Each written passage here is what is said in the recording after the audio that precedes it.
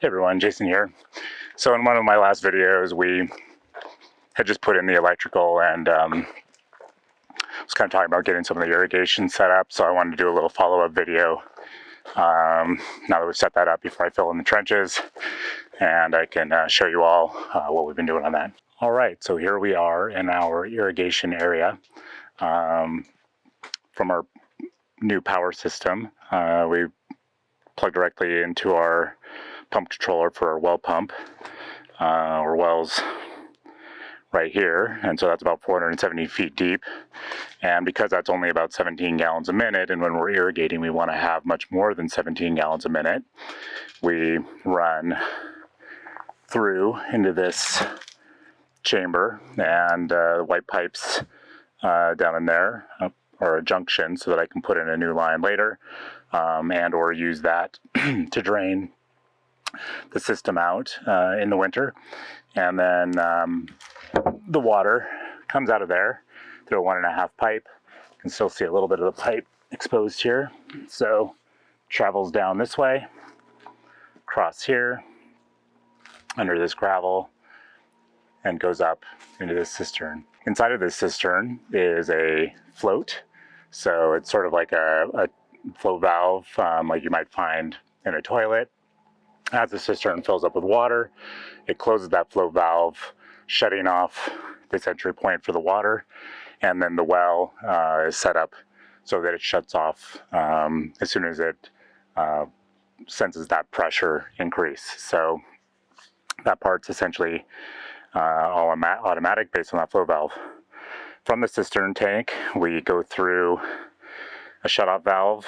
We made sure these are nice metal shutoff valves. We want them to last. If there's any problem downstream from the tank, we can close off these valves, but if these valves fail in any way, we'll have to drain the full tanks in order to do any repairs. And so there's another tank right over on the other side, right here with the same setup. And these both have these sort of quick release fittings, and this allows us to remove this whole T intersection, and there's another quick release fitting here, so I can take any of that part out and replace it. That part won't be covered up. We'll probably build something more like a bench here with a removable top where we can go maintain any of these lines. From there, this will get covered in easy to dig material like sand, and we go into another box here, and this is the main shutoff valve that we can use to shut off the water for both the tanks. From that, we have this set up here. We have another one of these quick release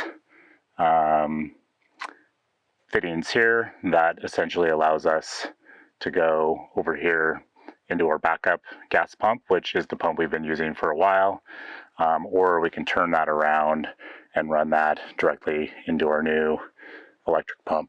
We'll cover that in a second. We have a backflow preventer here, which prevents water once it gets into the pumps from going back down into the tanks. And here we go into our electric irrigation. So this is a package that Munro makes. They're an American pump company, and it's basically pre-configured. We configured it with this, what they call it, a smart box, and that'll essentially shut off the water if there's pressure increases. So that way we can just turn faucets. When we turn a faucet open, the pump will come on. When we turn the faucets off, the pump will shut down. There's also a temperature check in there, so if the pump was ever to run dry, say our well failed and we were running this and didn't realize it, then we have that sensor in there which will shut off the system.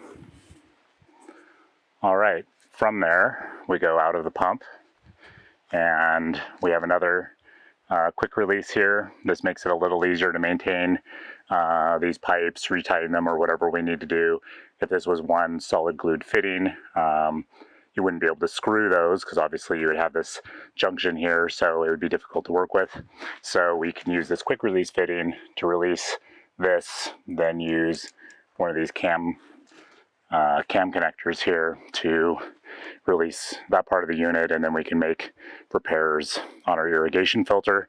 This is a 155 mesh disc irrigation filter.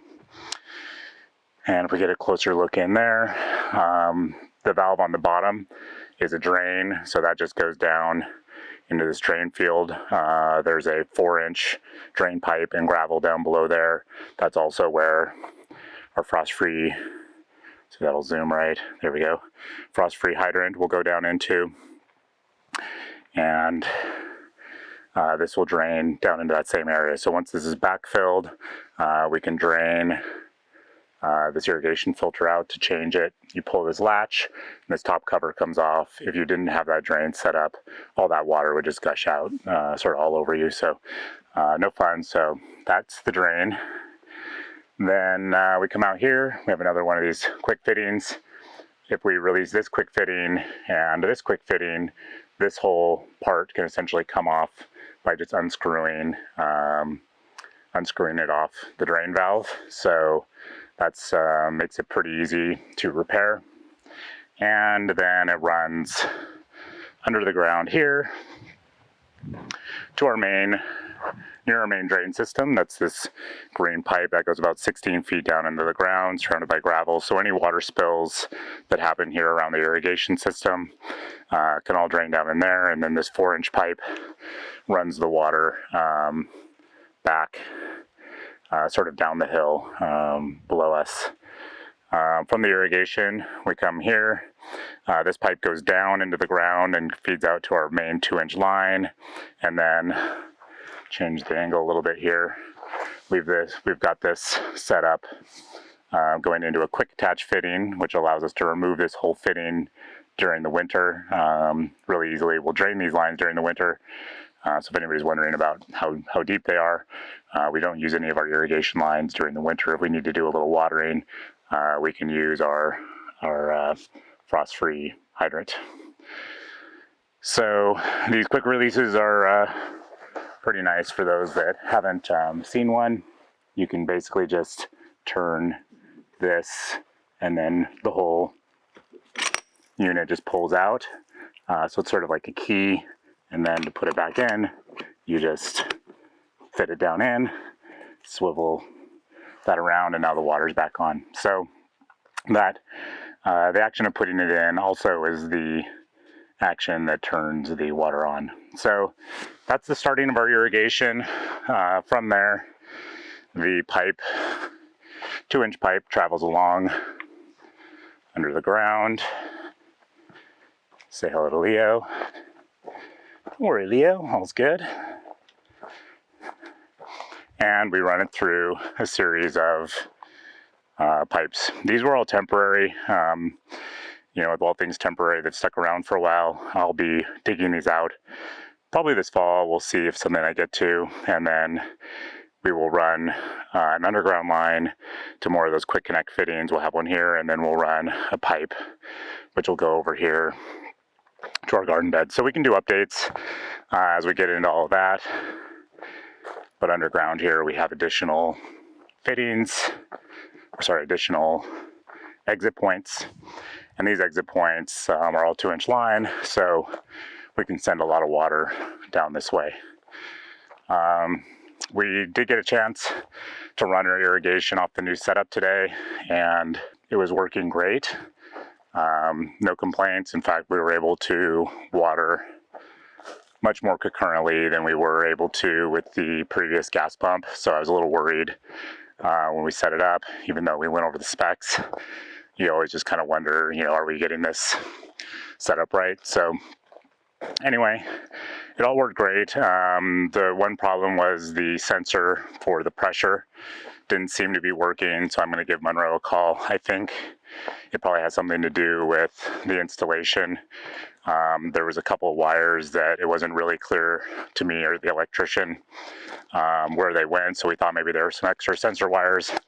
But after I got a chance to dig back in there and take a look at it, I'm pretty sure now that those were wires that go to another part of the pressure sensing system. But it isn't clear to me how those hook up 100%. I could kind of guess, but I don't want to risk messing anything up. So I guess tomorrow's a holiday, so I'm going to give them a call on Tuesday and get some further information there. And then hopefully everything will be working. What's next? So we need to go through now, dig some additional trenches to actually bring these lines out directly to where our greenhouses and fields are, and get everything hooked up. So we're getting close. This has been a pretty huge deal for us. It takes a long time to get some of these things set up. If it was the only thing we had to work on, you know, maybe it would go a lot quicker, but the reality is we're multitasking here all the time, doing a ton of different projects, and you know, sometimes things just take a while, especially when you need to, you know, get professionals in to help out. So anyway, this has been pretty huge for us, very exciting. I wanted to share it with all of you. If you have any questions about the setup, go ahead and put them in the comments. I'll do my best to answer. I'm by no means an irrigation expert, but I have learned a lot, and this seems to be working for us. Was fairly simple to install once I figured out how to do it. So I think it's something that probably pretty much anybody could do with maybe a little trial and error. For the future, in terms of having water that we can run in the winter, we do have that line that comes directly off the pump. I sort of showed that T down in the first box. That could be buried deep enough, and we can run some winter lines to some frost-free hydrants in the future. I'm just not sure how necessary that'll be. Even our high tunnels don't really need to be irrigated that much in the winter time. The groundwater keeps things pretty moist, so you know, maybe 3 times during the winter, and for that I think we can just run some hoses from the frost-free hydrant we have, turn those off, and drain it out. Now maybe down the road, if we start bringing more animals on, especially, you know, we'll have to see where exactly they go, but if any of them are sort of staying on pasture, which I think they probably wouldn't, but hypothetically, then we can always worry about running some of those lines a little deeper when we come to that. But for the meantime, I think this will work out pretty good. We don't really freeze here very deeply. I think by code it's 18 inches, but having lived here a long time, I've never really seen the ground, you know, freeze more than a few inches deep. Certainly not cold enough to bust a pipe. So I think even just having your pipes 6-12 inches underground, chances are that would work pretty well. And I think especially if you use something like a PEX that might have a little bit more flexibility in it, I think you could probably be good, but not 100% sure, but I think it's worth taking a look at. Anyway, that's it for now. Hope everybody's having a great weekend, and we'll see y'all soon. How big can an eagle get when the fuel don't feed the fire?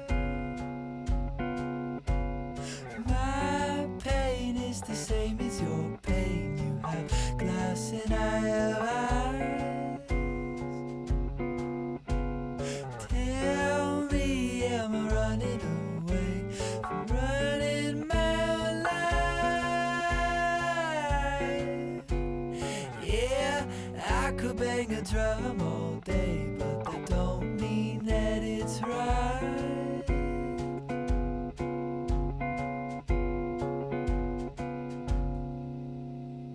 Who's waiting for you, waiting for you, waiting for you? Come on in, come on inside, and it'll be fine.